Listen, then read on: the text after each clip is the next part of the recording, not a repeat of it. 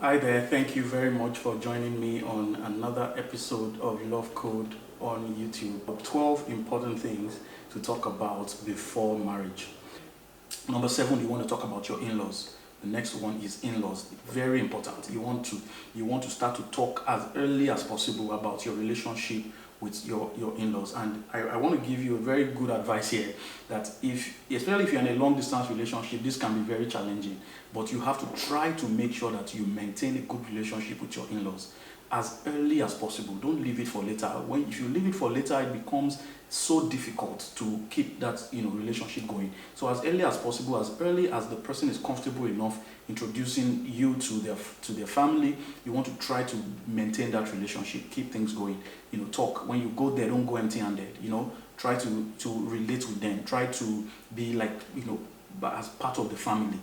Keep conversations with your in-laws, your wife's parents, your husband's parents. Keep it going. Keep things mutually respectful and interesting, and it will be very, very important for you in your marriage. And you also want to talk about things like anybody living with you. Will you guys have people living with you when you are married? How will you be giving to each family now, right? Your husband's family, your wife's family. How is that going to work? Are you guys going to have a certain amount that you will be giving to each family every month, or how are you going to take care of your parents? So those are things that cause a lot of issues later on in marriage, where the husband finds out the wife is giving to her own family, the wife finds out the husband is giving secretly to his own family, and things become heated, and because they haven't talked about it, there's never been a conversation around that. So you want to bear that in mind and give it a very good consideration. The next one is conflict resolution. Conflict resolution. You want to talk about your approach to conflict. How will we resolve conflicts? You want to talk about that. How are we going to, some couples, one person likes the malice approach, which is that they just black out, go into their shell, they don't say anything about it, they just stop talking to their spouse until things wear out. It's almost like they sweep it under the carpet, they get upset until something happens that forces them to talk to their spouse, and then things get back to normal again, as it were. That's the malice approach. That's not the best way in a marriage. You want to make sure that you are not, so you talk about it, and what approach are we going to do? Be angry and sin not. Let not the sun go down on your wrath. You want to have that as an unspoken rule in your marriage, that whenever something happens in this home that is, unpleasant, we are going to talk about it before we go to bed. We are not going to go to bed angry with each other. One person is sleeping on one side, another person is sleeping on another side of the bed. That's not going to happen in this house. We will face each other and talk about whatever it is that's causing an issue with us, and we will resolve it. So you want to have that as a standard, but two of you have to agree on it. You have to talk about it and come to agreement as to this is how we are going to run this home. This is how we are going to resolve conflict. So please talk about conflict resolution. It is very, very important. The next one is love languages. Now, talk about each other's personalities and each other's love languages. So you want to ask your wife, what are your love languages? What are the things that you appreciate the most? Because what happens is we usually assume that our own love languages will be, the same with our spouses. Because for me, one of my major love languages is acts of service. I just feel like when people go out of their way for me, it's just amazing. Like I feel as though you have done the best thing you can do. So I always almost assume that if I also go out of my way for people, they will appreciate it the same way. But it's not the same. It's not the same. It's not. It's very, for my wife especially, it's very different. So our own love languages are multi-dimensional. There is acts of service somewhere there, but there is more of words of affirmation and time, especially, and those are our own love languages. And I will go out of my way trying to do acts of service or trying to buy expensive gifts, but my wife doesn't really care about expensive gifts. She would rather have you spend time with her than buy her something expensive. You can buy something. She has had one expensive gift now that I bought, that I thought I spent so much on this thing, but she has not even worn it once, right? She probably wore it one or two times, and she just kept it there. This thing, it is the one that is not even as expensive as that I thought was a starting point, is the one that she is actually using. So we speak different love languages. That's what I'm trying to say. So don't assume that your own is going to be your spouse's. You want to talk to your spouse about it and say, okay, what are the things that you like the most? What are the things you appreciate the most when I do them for you? So Those are your love languages, and you want to talk about your personalities. You talk about, when you understand this, there's so many things that will happen that you will not be upset about because you have an understanding of this person's personality. If you are dealing with a choleric person, you understand how a choleric person behaves. If you are dealing with a phlegmatic person, you know how they behave, how they respond to things.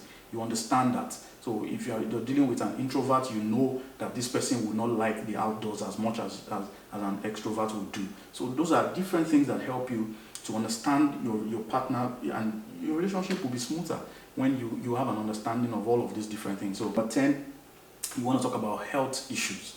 Talk about any health issues you have, any medical history, any disease or infection, anything that runs in your family. Don't hide anything. Don't wait for the person to marry you before you start revealing that, my family will usually have tuberculosis, or we usually have this one thing or the other. Talk about that up front before you get into marriage, okay? Sit down with the person, discuss them, and discuss what is your approach to health, to medicine, to wellness, to exercising, gym, those things. Talk about it. What's your approach to diet? How long do you want to live? Talk about those interesting things. And these are some of the things that my wife and I have talked about. And sometimes it just sounds funny, but we talk about that, and we have a certain age that we are aiming for. That okay, this is how long we want to go, and we're adjusting our dieting and all of that to fit that. It's okay, if we are aiming for this is what we need to start to do now. Okay, so these are very, very important things to talk about. Talk about your health, talk about medicine. Some people are very, very Christian. They don't believe in taking medicine or drugs, as it were, right? So talk about that too, so that it doesn't become an issue of you are believing God for divine healing. This person doesn't believe in divine healing. This person just wants to take her drugs and get it over with. But you are saying, no, you can't take that. You have to trust God for your healing. There's going to be a problem there. So these are very, very important things. It might sound funny, but they are things that eventually break people up, where it becomes frustrating. People just it's almost like they are hitting against a brick each time, where the person is just not on the same page with them. Okay. The next one, before the final one, is fears. Talk about your fears. Talk about your greatest fears. Talk about your doubts. Talk about how you see life in general. What are the things? For instance, when we talk about fears, you're talking about some of the phobias that you have. Right? You have fear of heights. You have fear of water, so that they know what to do when they are not planning dates for you to go scuba diving. They're not planning dates for you to go underwater and go shark watching or doing all of those crazy things when you have already told them you have fear of water, or to go skiing or diving when you've told them you have fear of heights. Those are all those different things. So you need to talk about that. Talk about your fears. Talk about your fear for animals.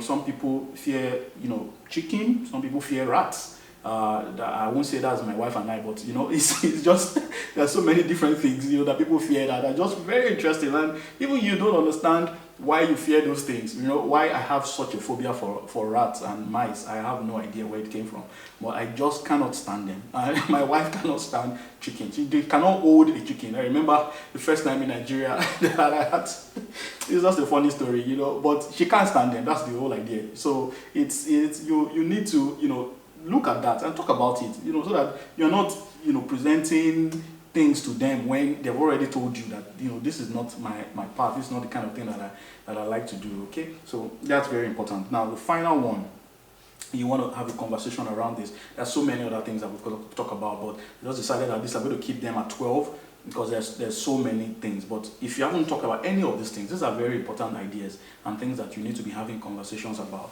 So finally, you want to talk about personal ambitions. Okay, and your future plans. You want to talk about your future plans and any ambitions that you have.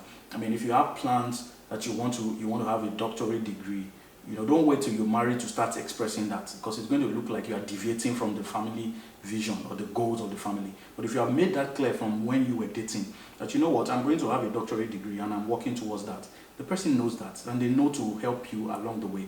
I mean, it might slow down for some time while you're trying to build a family, but they know that you still have that dream. So they will support you eventually in whatever you are doing to achieve that dream. So don't let it be later in life that you bring it up. If you have any idea in your heart, you want to go into government or in politics or leadership or whatever it is, express that as early as possible. If you have a call to ministry, for instance, you have something like that, that is hanging over you, as it were, express it as soon as possible, to let them know, I'm going to be in ministry. this is what I'm going to be doing. So if you cannot be a pastor's wife, then we have to talk about this. So those are the things that you want to don't hide those things, and just because of the way you feel about the person, carry them along for so long before you now eventually say, okay, you know what? By the way, I'm going to be a pastor. And you say, what? I didn't sign up for this. So talk about that. Talk about your future ambitions, your plans. All of those things that you have inside your heart there, right? Those are things that you want to talk about. Any secret desires you have for future education, so that it's not a shock to them in the future. Any secret desires you have, and like we talked about family as well, as per children and raising children, anything in that area, you want to talk about it, right? How you want to space out children. People have some desires in their heart about that. We want to have 4, and we want to have much more than that. So talk about all those different things and have a conversation around those things. Very important for you and the person you're getting married to be talking about things, and not just be carried away by physical activity alone. All right, so I hope this was a blessing to you. Share it with somebody if it was, and more importantly, like the video so that other people can get to watch it as well. That's the way YouTube usually recommends videos to other people to watch. If you're not really excited about the video, you can still like it. Why not?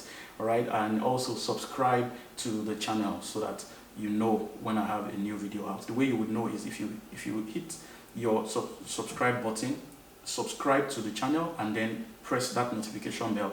You will get a notification from YouTube whenever I have a new video out. I usually have new videos out on Sundays at 6 p.m. Atlantic Standard Time. I have a new video out at those times.